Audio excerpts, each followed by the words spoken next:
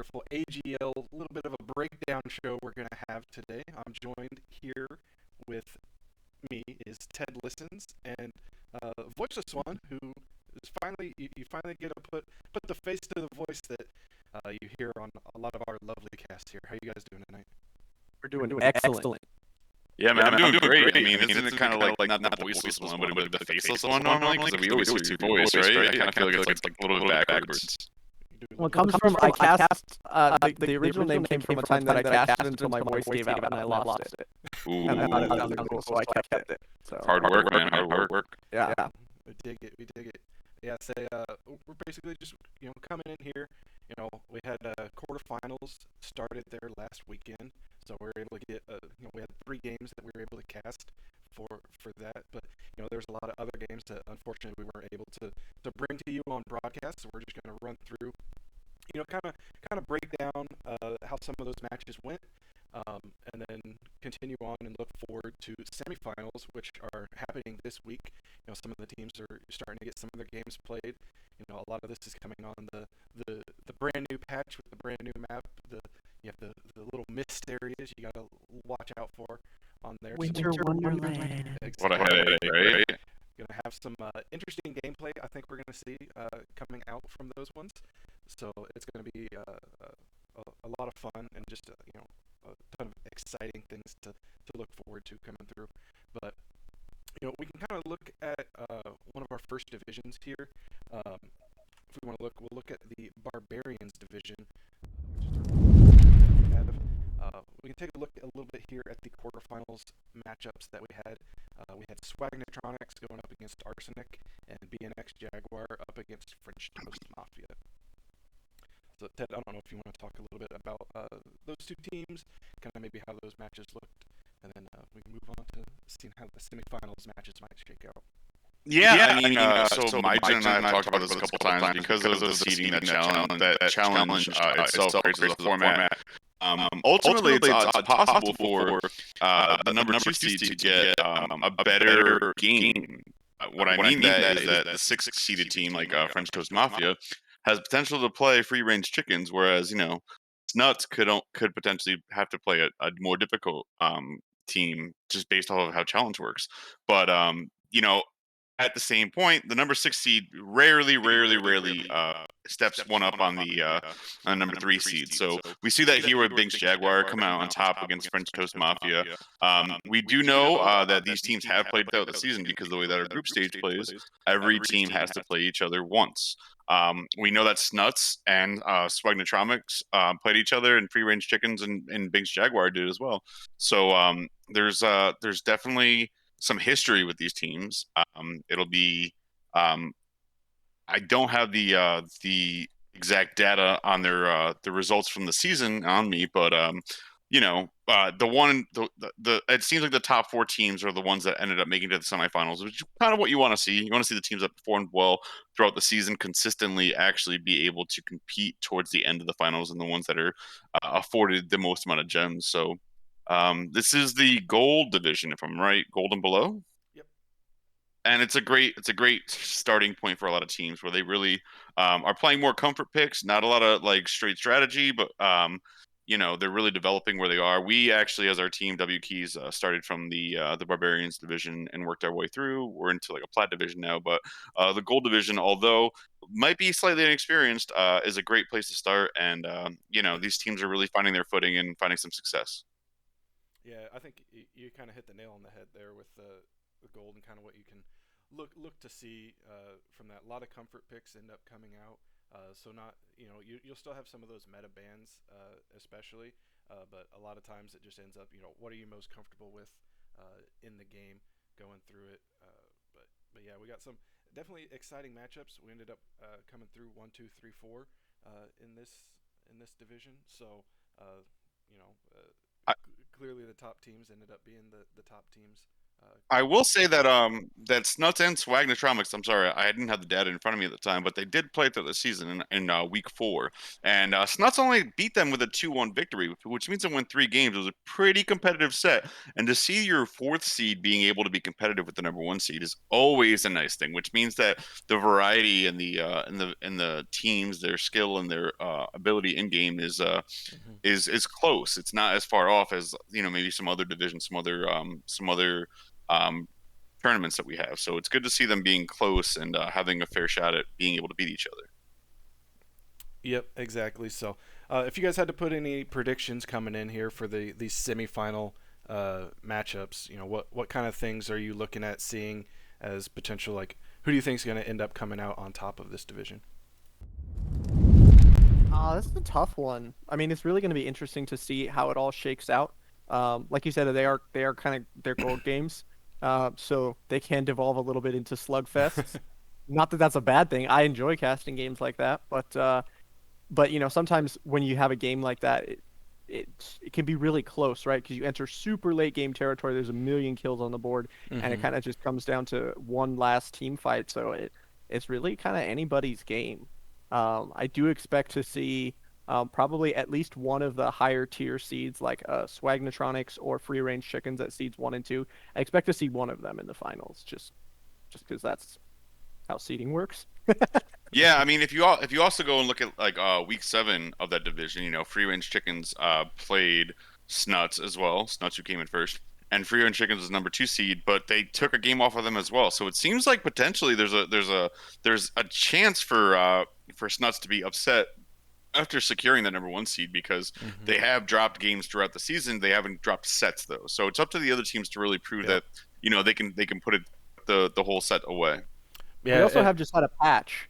Sorry, That's no, true. but No, we go have ahead. just had a patch. And so there's opportunity there for something new to spring at you out of the Right. woodwork that you didn't quite expect because everything's just been shaken up. Yeah, trying to see how a lot of these teams adjust to the new map and some of the new mechanics that are going to be on there. Obviously, Kleena is not going to be available at all for these sets. So since she just got released, she's got about a month or two of sitting on the sidelines before she's released to these competitive teams. But one other thing I wanted to point out, Snuts, if I believe correctly, if I remember right, I believe they won the gold division last split. So potentially looking for a back-to-back uh, gold division victory here in our barbarians. So definitely they got something that you know defending champs, you want to come back and prove that you still have the gumption and nerve to bring it together and secure a victory for themselves again. But with that, we can go ahead and look at our Spartans division, which is our one of our many plat divisions. And some of the teams that we had there. These were the teams as it shook out. We ended up having Going Ghost at number 4 going up against Immortal Bears, and then Eden Boys going up against Unkind Esports. Um, you know, Going Ghost ended up securing their victory in a 2-0 fashion, and Eden Boys in a hard fought match ended up going all 3 games, secured it with a 2-1 victory over Unkind. Yeah, I think the interesting thing about this is that we have Fuzzy and the Wuzzies going up against Going Ghost. They did play earlier in the season, obviously, around week 2, and Going Ghost did take 1 game off Fuzzy and the Wuzzies. It was a 3-game set altogether, so Fuzzy and the Wuzzies were kind of put to the test. But was that really to the test, or was it just early season struggles? No one really knows for sure. We have to see when it comes out when they play in the semifinals. Alien Nation, and Eden Boys also did play, but Alien Nation was able to secure a 2-0 victory, making it a quick set and being able to secure that week 4 matchup pretty straightforward. So it's up to Eden Boys to prove if they can be a little bit more competitive, and it's up to Fuzzy to prove if they can put Going Ghost away for good, or if Going Ghost is going to make that return and get that revenge off that week 2 loss. It's been really fun to see the amount of parity that has come out. Hmm. It's not super fun to see a lot of 2-0 stomps throughout the season, and then you get to the playoffs, you're kind of like, well, we know what's going to happen here. But Right. between meta shakeups and previous results of previous matches, this is shaping up to be really fun. Can be really exciting to watch and see who comes out on top here. Yeah, one of the things there with Fuzzy and the Wuzzies, even though they did end up securing that number one seed for themselves, they have shown that as the Titans that they appeared to be in this division, they have been able to bleed coming through. At least two or three of their sets all ended in 2-1s for them. So teams have been able to find victories up against this squad.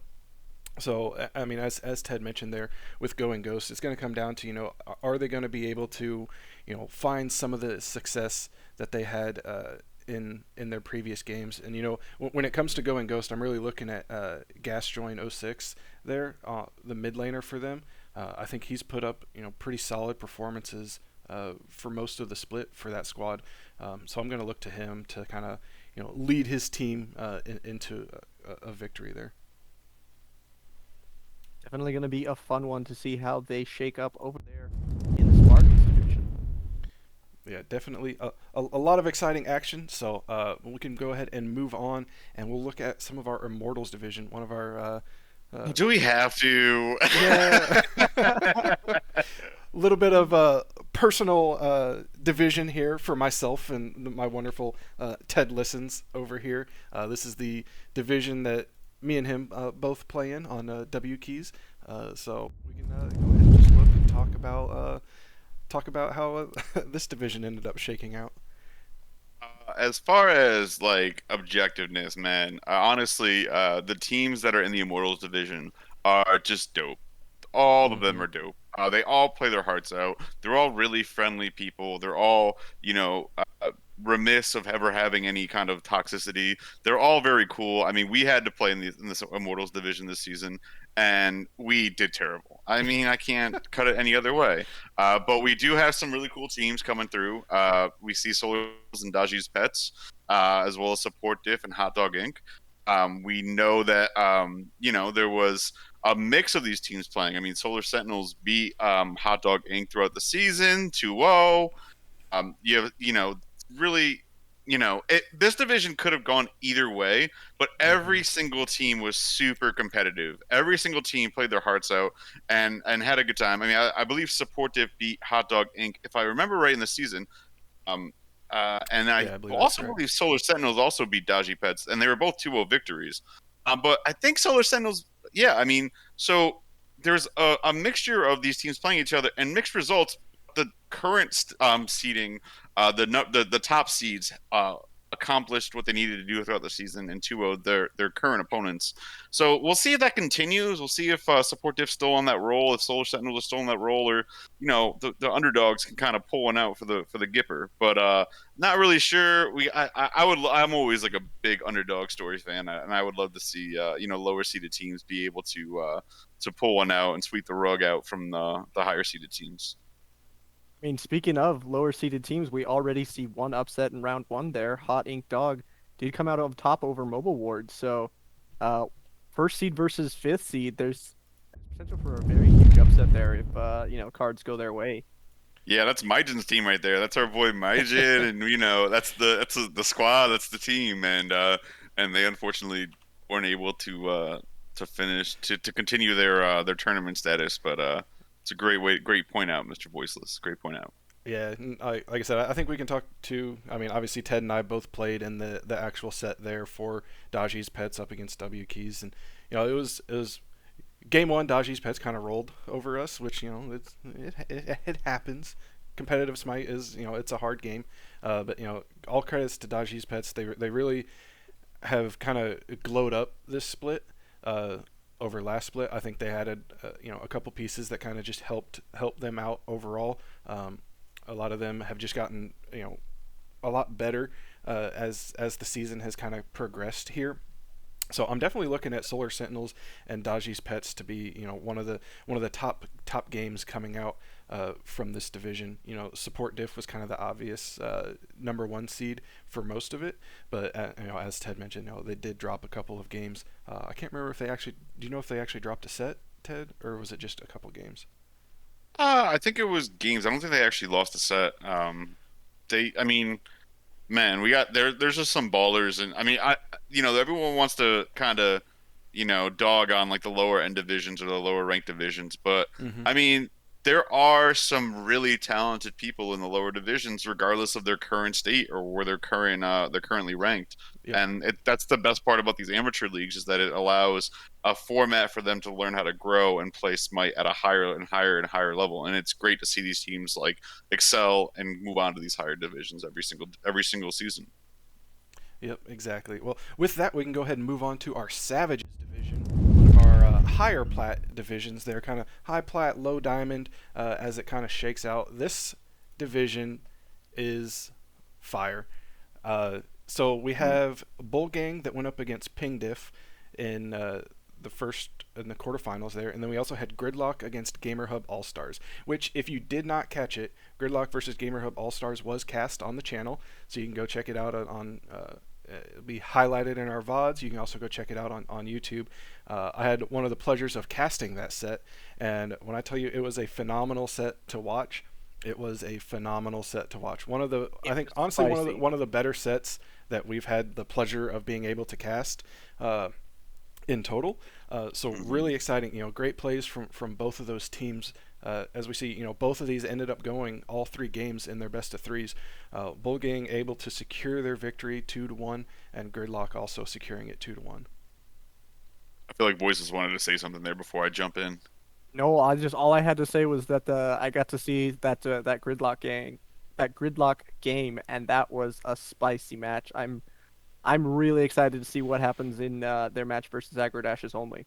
First off, that set was a banger, and I loved being a part of the desk working and being able to commentate on that. But we have to go back to the stats of the season and talk about how Curious Mac did defeat Bull Gang 2-0 throughout the season, and Aggro Dashes did beat Gridlock throughout the season. Um, we are friends personally with Gridlock. We know them and their players, and they're all a wonderful team. And it seems like they might have had a couple rough starts when they lost earlier this season to Aggro Dashes only. But at the same point, I think this is a great time to talk about how the season isn't in a vacuum. There was so many changes in the past 9 weeks that have gone on between the Mace Tree, hunters going from complete auto attack builds with the bows going to maces, and I mean that's kind of recent, but at the same point, it's something to bring up where players have to adapt and learn to be productive with different build paths on the fly. And they have to know how to be productive with their team on the fly as the season goes along, as well as itemization changes and god changes. So Yep. the results throughout the season are nothing to say that's the end all be all. That's going to happen. But it's just something to take in mind and go, hey, there's potential that they lost early in the season, but they have the potential to do something better now because the itemization or the gods that they want to play are more in their favor than it was before. So you're saying there's a chance? There's always a chance. There's always a always a chance. chance. Right now. Yeah. Yeah, and No, it's going to be a lot of fun to see how that ends up shaking out. I'm Mhm. super excited for those matches up in the Savages division. yeah, and Savages has been pretty close for the majority of the split. So it's definitely exciting to see when a lot of these teams coalesce and we have really great competition like that. Where it's anybody can take a game off anybody coming into it, and I think Savages is one of those divisions that have shown that to be true more so than not. But moving on, we can go ahead and take a look at our Gladiators division and see how some of these games are going to shake out. We had This go I'm ahead, sorry. Ted. I need Go to ahead, cut Ted. you off. This is my retort to Myjin. This is our boy Myjin, and he says the 6 seed never beats the 3 team. The 6 seed never beats the 3 team. Well, in our Gladiators division, Stardust Vice, the number 6 seed, was able to overcome Genesis, and in 2 games, that's nothing to say bad about Genesis, because potentially maybe they had a bad set or they had a bad draft or things happen. But the 6th seed overcame Genesis and was able to make it to the semifinals. Well, they'll be playing the number 2 seeded Tokyo Vice, one of their brother teams, sister cousin teams. I don't know. They're related somehow. They got the same last name. That's all I know. And we see in We the got three semifinals, vices. We have 3 vices in the in this division. Yeah, it's a lot of vices. And we see Arctic Vice in the semifinals going against Team Storage. We know that Arctic Vice beat Team Storage 2-0, as well as Tokyo Vice beat Stardust Vice in the last week of the season 2-0. Um, I mean, do you have any thoughts, Voiceless, on this setup we got here? I mean, I really like that both of the underdog teams did come out of round one there. Both lower seeds ended up taking the victory, and that's really cool to see. Um, as far as who's going to come out on top here, it's such a different place in terms of what how the meta looks like, how builds Hmm. match up, drafts. I mean, at this level of play up here, we have the margin for error is so thin Yep. that it tiniest of plays make the biggest of differences up here, and it's going to come down to little things. So it's really hard to say how it's all going to shake out because if somebody's just feeling themselves that day and they get their comfort pick, that can make all the difference in the world. For sure. Exactly. And as we mentioned, three of the Vice teams, making it here to these semifinals. So, assuming that they're going to have quite a bit of familiarity with each other. So I think that lends itself more to the the picks and bans phases as they start coming through, where you may end up with some more direct targeted bans compared to just strictly meta bans and taking away some of the stuff there. But kind of as we talk about the bans and kind of how that stuff shakes out, especially coming on to this new patch, teams not necessarily having the most amount of time to kind of adjust to the meta, and even in pro league play, I think we've seen over the course of the years where certain teams are able to take more advantage or figure out a meta a lot faster than some other teams might be able to. So it's going to be interesting to see kind of how that aspect of the game plays into it. Who figures out what's good faster or what works for them faster. I think is going to have a pretty hefty impact on a lot of these teams.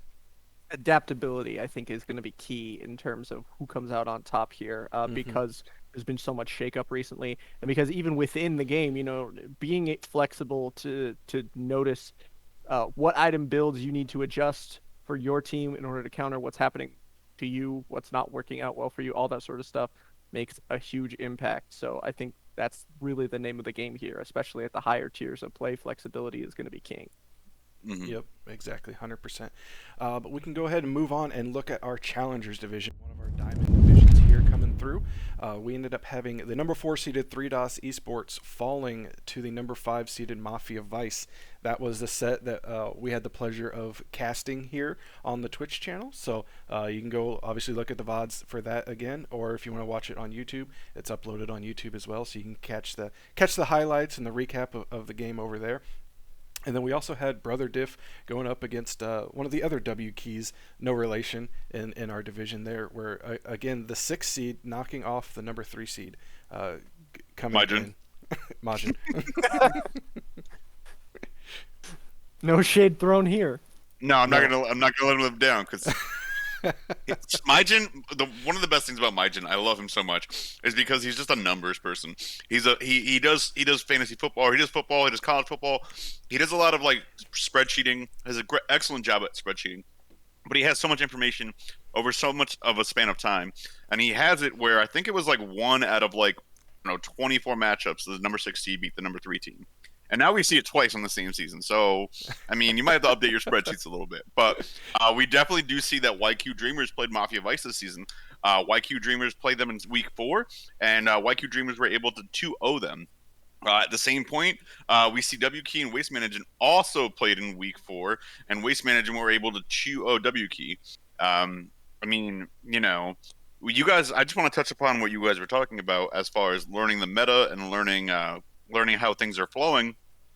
It's not always necessarily about items or gods. It's also understanding about how you can apply pressure. I mean, just based off of the timing of the map, some in certain metas, you're able to rotate quickly to the side lanes and create pressure. And in certain metas, based off of farm in the jungle, you're not, because you need to get back to your lane and farm your lane as much as possible. So it's a very big mixture of a lot. I mean, any game is in general, but MOBAs are, because you're trying to min max your most amount of value. So sometimes there's a learning curve to really understand if you can do what you did last season, this season as effectively, and if you can't, then what's the alternative? So I think that as the season goes on, I mean, we're at the end of season 7, towards the end of it, and we're almost, after MSI, I mean, there's not a lot of major shakeups as far as itemization and gods, because everyone's preparing for Worlds. So I think everyone's probably at their most comfortable, and that's when you're going to see these most competitive matches between these higher tier teams. Also, I need to talk just for a minute about the game between 3DOS Esports and Mafia Vice, because I was lucky enough to be a part of that cast. And it is so hard not to root for Mafia Vice in the semifinal match after we saw what they could do last week. That was, spicy. Can you talk about what happened? I'm kind of curious. I kind of missed the cast. Yeah, give us a quick breakdown here. I mean, it just came down to the wire. 3DOS Esports did a fantastic job of hanging in there as much as they possibly could. It was. We say this a lot. It was a very the score line lies a little bit. It was one of the closer matches you'll ever see, despite the fact that it was a sweep in terms of actual map wins or game wins. 3DOS Esports made it extremely competitive, and the last couple last couple minutes were just on a knife edge the entire time, and it was just one relic didn't go off quite right, or this or that. Just tiny things ended up deciding those games. But the mastery that Mafia Vice held on the map in order to come out over 3DOS Esports was a treat to watch. I think if I remember correctly, in that one we had a Nike Quadra kill come out. Oh, we did. Oh, I think I saw the tail end of that. Oh, we did, and we got a clip of it. It's out there, I think, on Twitch somewhere. It is. Oh, it's nice. The spiciest of the spicy coming through. Yeah, there it in that like set. 3DOS was going to walk away with a team fight in the mid lane, and the Nike comes jumping over the wall underneath the tier 1 tower and just lays waste to the entire team of 3DOS Esports and picks up the Quadra. It was great. Yeah, definitely something good, and another one that obviously we managed to cast, so you can go watch the whole set. Go watch the whole set. It's exciting. You don't need to see the one clip. Just watch the whole thing. It's fantastic. A lot of these teams put in a lot of time and effort to come through it. So when we're able to actually cast a lot of these games, it's always exciting, especially for the teams that are playing in it. To have them casted, and I mean it's exciting for us to be able to bring those broadcasts to everyone. It's definitely exciting of everything that people get Narwhal. To see. Yes.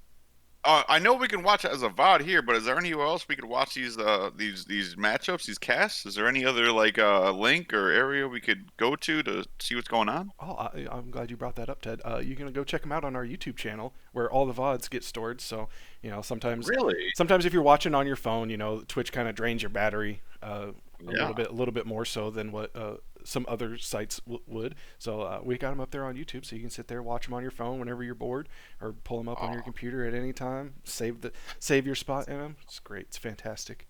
So I didn't even know that. Thanks for letting me know, man. I gotta check that out in my spare time. Nice little. I saw that. Good promotion, Ted. Good job. Are you sure you didn't know that? I did. I mean, I honestly, I knew what the Nike Quadra killed the other day, but I didn't see the entire set, and I was trying to figure out how do I watch it. So, I mean, I guess it's on YouTube, so I could check it out there as well. Oh yeah, we got multiple ways you can watch back these all these broadcasts that we were able to do for this split.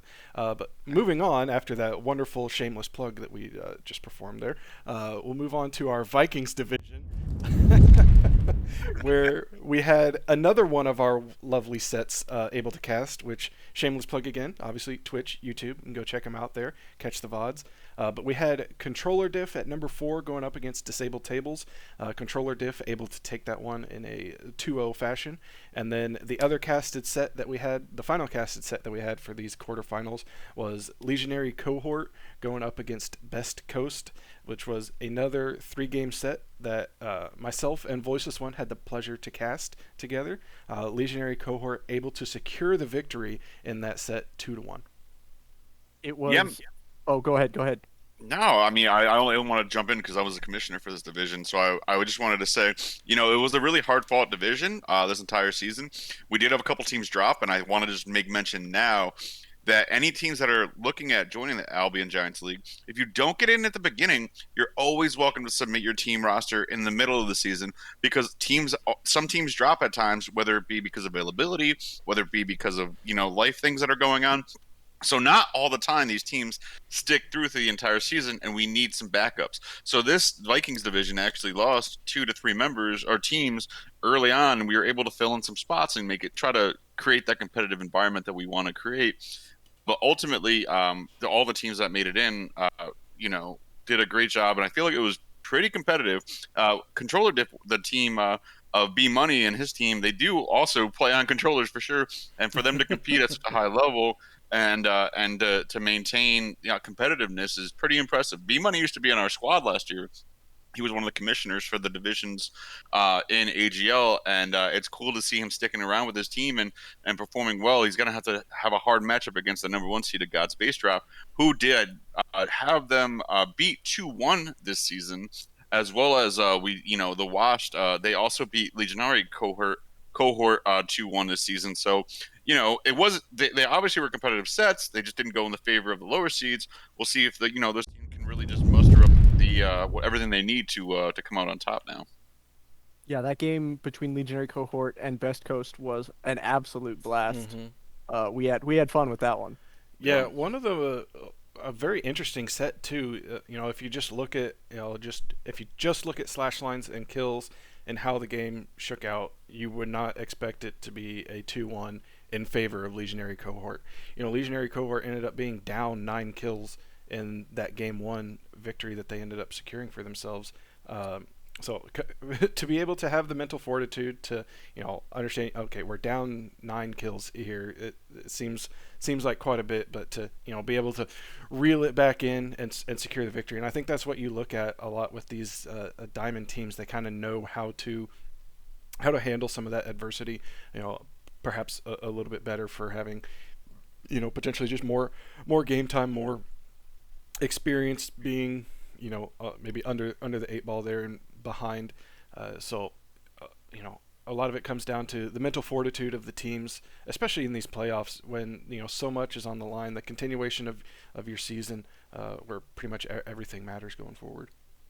Mm-hmm. But we'll move on to our next division, which is our lovely Legends division, where we had Sag Boys, the number 4 seed, going up against the number 5 seed Cat Going Ghost. Cat Going Ghost secured that one 2-0 for themselves. So another upset there, the 5 seed beating the 4 seed. And then we had number 3 Body Blocked up against number 6 Bubov and the Boys, which went to all 3 games. Body Blocked able to secure themselves the win there with the 2-1 victory.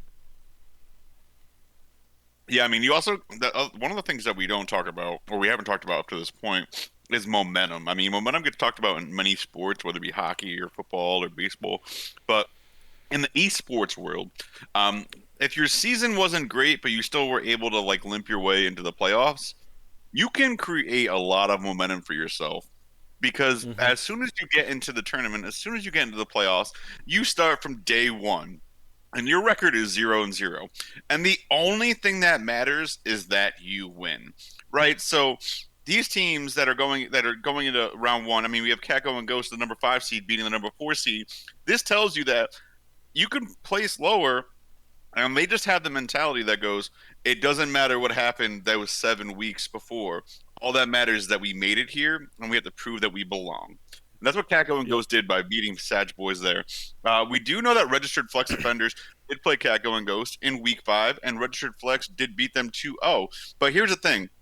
Kako and Ghost might have some momentum, man. They might have that jive. They might have that pep in their step that says, you don't know what's coming, but we do. We do. So I'm really interested to see how that matchup goes out because Catgo and Ghost, they got a little steam behind them, and they're willing to prove that they belong here. We see also that Wombats played Body Block. Body Block did beat them 2-1 in round one, Mm-hmm. week 1 of our season. But you know, hey, momentum swings, and you're feeling good about your first round performance. Really interested to see how this week shakes up for them. That's very true. Talking about the momentum that comes in here, there's a reset. That when you start the playoff, everybody's the same. Doesn't Yep. matter if you were undefeated in the regular season or you were the last seed that squeaked in. The win is the win, and that's all that matters in terms of moving on. So, and especially having the bye, maybe Cat going Ghost just feeling just a little bit fresher because they've had another game. They feel you kind of get those nerves out. Hmm. Um, you never know how that could shake out. Yeah, I Yeah. mean, you mentioned it there with the nerves coming into it. You could be a dominant regular season team when there's not really that much on the line, but once the playoff hits and there's actually something to play for, nerves can play a big factor in this. If this is one of your like first competitive experiences, being in a playoff situation, when you're trying to secure victories and everything matters, it can have impacts on players as they come through. But definitely exciting to see what a lot of these teams bring. This was a pretty close division overall. I mean, registered flex and the number one and number two seeded Wombats. We were able to cast one of their sets in the regular season. There, they played towards the end of the split when you kind of had a feeling of who was number one and who was number two. Those kind of top two teams, and those two had pretty much secured themselves as we're the top two teams in this division, and that was a very exciting set to watch and set to bring to everybody. So if they're able to bring it into the finals, these finals do come into best of fives, so you have a lot more room to play and kind of adjust, experiment. Kind of if something's not working for you and you're down 2-0, you can kind of just throw everything to the wind and bring out those reserve strats that you kind of keep in the back pocket for most of the split. Mhm. But moving on, we'll hit up our final division, which is our Mercenaries division. This is our open, so Masters, Grandmasters, pretty much anybody can join in this one here, where we had Better From Behind going up against Esports Anti-Healers, where Esports Anti-Healers ended up securing the victory over Better From Behind in a 2-1 fashion, and then Harem Husbandos and Cole's Angels, Harem Husbands winning 2-0. Yeah, here I just want to I have no problem. Like we talked about the variety in team and player skill level throughout all of our divisions. This is the upper echelon of players that are in the AGL. These are the people that you lower tier teams, lower tier players should be looking up as mentors. These guys have worked their butts off, have earned Masters Division ranks, earned Grandmaster Division ranks, and not only that, but by T. I mean, all the teams in this division that have made it to the playoffs, they've succeeded in playing Smite at that level. They're winning and they're competing and they're being productive and successful. So this is where you can go potentially if you're, gold, plat, diamond, if you put enough time and effort in and work with your teams. This is the upper echelons, and although the gem pricing isn't any different, I mean, you do have a little bit more pride saying, I am a Masters player, or I was in the Mercenary division and I was a champion, or we made it to the finals and we came in second. Mm-hmm. There's that development that you yourself and your team can have is just very it's kind of you can be prideful about it. You can feel like the time that you spent playing Smite was worth something, and that's what I feel like this Mercenaries division is doing with their performance. And now we have T against Esports Anti-Healers. T actually lost in week 5 to Esports Anti-Healers. Anti-Healers beat them in a 3-game set 2-1. Esports did, and Snipe Esports played Harem, and they beat them 2-0 in week 5, the same week. So, I mean, there's potential for T to be upset as they were in week 5. I mean, but at the same point, I just want to congratulate this division for playing Smite at such a high level, but I also want to congratulate all the teams for being here and for being able to provide as much quality content that we're able to watch week in and week out, being able to cast and just see everyone develop and grow and get to these upper levels, because it's very rewarding seeing everybody be Yep. productive and be successful. It's also just so much fun for community members casting and just to watch people play at this level, and know that that's something that you're a part of. Like that's the league that you're a part of. Is kind of like, hey, I know that guy Right. a little bit. Like it's something to take pride in. It's a treat to really watch them play. even if you're just casting it. It's just a treat to watch. Might be played that well. You can pick up little tips and strategies for noticing things they do better than you do, and you're like, oh, that's nice. I like that. So I see. yeah, Exactly. Yeah, and say a lot of these teams, when once we get into these playoffs, I mean, this is the most fun time of the year, I think, for at least us as casters and members of the AGL here. This is really what everything all comes down to is these playoff situations. Seeing who's going to bring in the upset. I mean, you look at playoffs in any sport.